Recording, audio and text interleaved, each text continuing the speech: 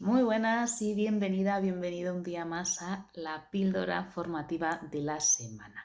¿De qué te hablo hoy? Bueno, hoy va a ser un tema un poco genérico en cuanto a redacción de contenidos, en la que voy a combinar un poco esos consejos que siempre viene bien tener en cuenta sobre la redacción digital publicitaria, sobre el copy y también en general sobre redacción digital. ¿Vale?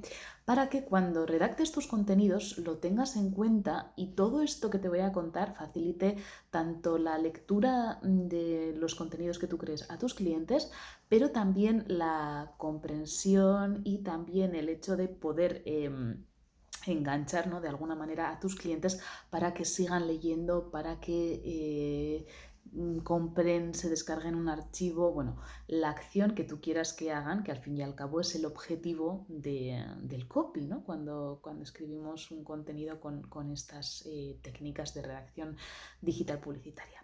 Entonces, empezamos por lo básico básico, que es mantener siempre el tono de tu comunicación. Es decir, no pretender ser nunca, jamás, quien no eres.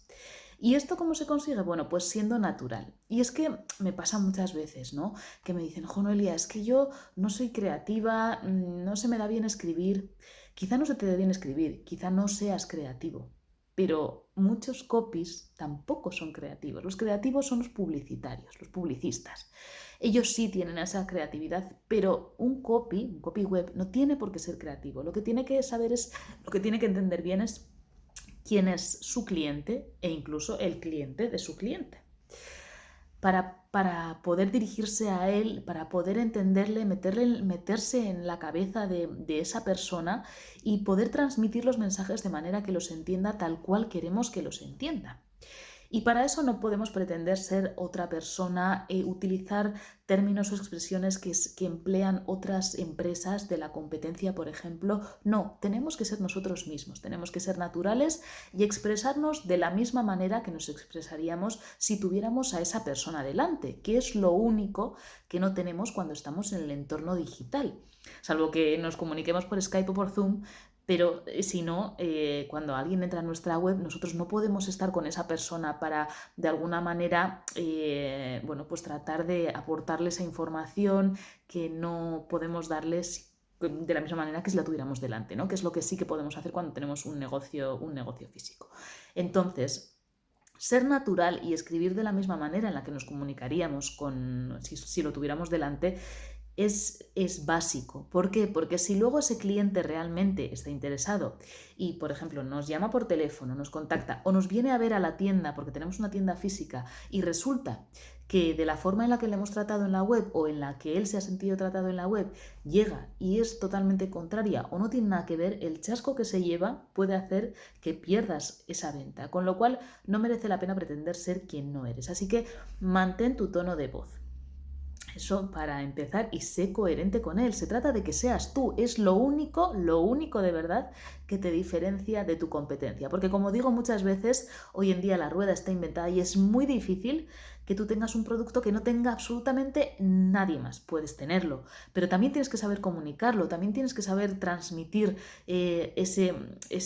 toda esa valía, ¿no? Todo, en qué le puede ayudar ese producto o ese servicio y qué lo hace diferente. Y eso, para comunicarlo, también es necesario que sea a través de tu esencia. Así que por eso siempre insisto muchísimo en este punto que es básico. Después, a la hora de escribir, en cuanto a los párrafos, por favor, párrafos cortos, 4, 5, 6 líneas a lo sumo, porque cuando alguien ve párrafos muy largos, de base la mente le dice, uff, ahí te van a soltar un rollo que para qué, y eso no queremos nadie. Sin embargo, si vemos textos con párrafos más cortos, combinados con frases largas y frases cortas, donde, o por ejemplo, donde quizás sean 3 líneas o 2 líneas para introducir el resto de datos y el resto de contenidos, en lugar de estar redactados, estén los coloques por puntos, ¿vale? Es mucho más visual también. No es necesario que sea siempre así, pero puedes combinar párrafos con con puntitos. Bueno, en definitiva se trata un poco de darle ese dinamismo al contenido para hacerlo mucho más atractivo y mucho más atractivo tanto para la mente como visualmente, ¿no? Para que entre mejor. Es como cuando a un niño pequeño le presentas un plato puesto de manera bonita o como lo presentarías a un adulto. Bueno, pues siempre nos agrada más, ¿no? Verlo con una buena presentación, pues esto es exactamente igual. Por supuesto, lo que importa es el contenido, pero si no lo colocamos bien, pues probablemente el efecto sea diferente, ¿vale? Tienes que tener mucha hambre o muchas ganas de comprar ese producto para que te pares a leer párrafos muy largos. Entonces, más cositas, verbos en presente, sobre todo cuando queremos demostrar a nuestros clientes que van a conseguir algo con nuestro producto o nuestro servicio. Y es que si le decimos conseguirás, no es lo mismo consigue X resultados que conseguirás X resultados. Con el primero estamos diciendo que lo vas a conseguir, con el segundo decimos que lo conseguirás, pero ya es como a futuro. Y claro, en caso de que realmente tenga que ser, de que no sea una respuesta inmediata, de que sea futuro, es preferible decir vas a conseguir, que sigues diciendo que sí, que puedes, que no conseguirás, que quizá no depende tanto del producto o servicio, sino más bien de él. Y eso, aunque sea cierto en casi todos los casos, no nos gusta. Queremos que si nos ayudes, conseguir las cosas. ¿Sí? Vale, así que siempre que se pueda, apuesta por verbos en presente o en presente inmediato. Más cositas. Conectar los párrafos. Cuando escribimos, por ejemplo, en un blog o estamos escribiendo por ejemplo, en una home o en una página de servicios, varios párrafos seguidos, siempre y cuando haya conectores, es decir, por ejemplo, esto quiere decir, un sin embargo, un pero, es decir, palabras que unan un párrafo con otro de manera que nosotros sepamos que hay como una continuidad, una historia. ¿Vale? Esto también conviene muy bien tenerlo en cuenta. Y de hecho, si lo necesitas, pídemelo por privado y te enviaré una lista de conectores que viene genial tener a mano a la hora de redactar contenidos. ¿Qué otras cosas ayudan también a que nuestro lector tenga más ganas y más hambre de leer nuestros contenidos? Bueno, pues por ejemplo, una vez hemos redactado, porque no hace falta hacerlo en el momento, aunque sí que es un ejercicio que conviene practicarlo mucho, es volver a leer en voz alta y de primeras eliminar esos adjetivos que terminan en mente, porque normalmente, o lo normal, es que ese mente no aporte nada más allá de poner una palabra muy larga, con lo cual es preferible eliminarlo y pues eliminar, ya os digo, es eliminar esa parte de mente. También suele suceder que cuando escribimos tendemos a añadir muchos adjetivos que no aportan gran cosa. Por ejemplo, somos los profesionales más grandes. Bueno, adjetivos que, pues eso, que si sois profesionales. No hace falta que me digáis que sois grandes porque no me vas a decir que somos pequeños profesionales, ¿verdad? Bueno, pues son adjetivos que tampoco aportan mucho y lo que hacen es dificultar un poco esa lectura. Lo mismo que dificulta la lectura, aunque pueda parecer extraño, por ejemplo, el punto y coma. A mí me encanta el punto y coma porque me parece que a la hora de redactar es una maravilla, ¿no? Pero entiendo que el efecto no es el mismo que si unes dos frases mediante un punto que si pones un punto y coma. Lo primero, porque no todo el mundo entiende cómo se lee un punto y coma, no todo el mundo lo entiende.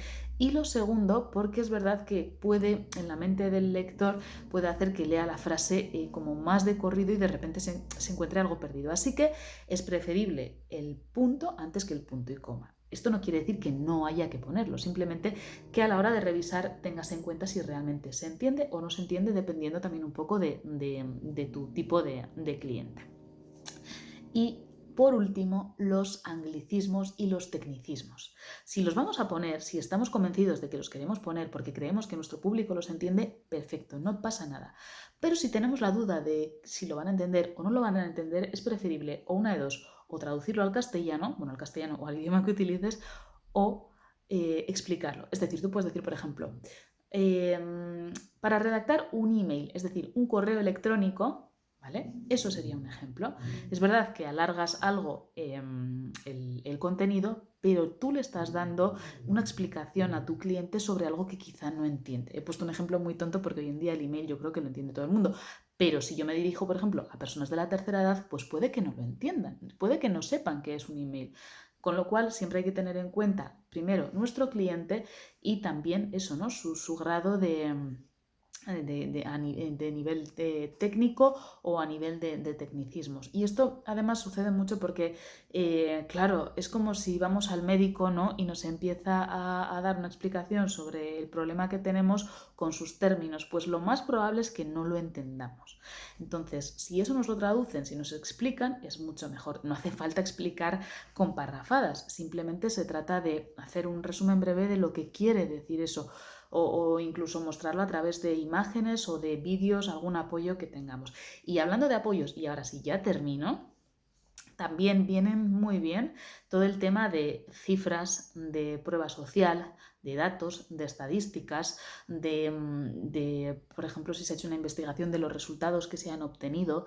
¿Por qué? Porque son pruebas reales y a la gente nos gusta saber que no es porque tú me lo cuentes, sino porque los expertos así lo dicen y así lo han demostrado. ¿Sí?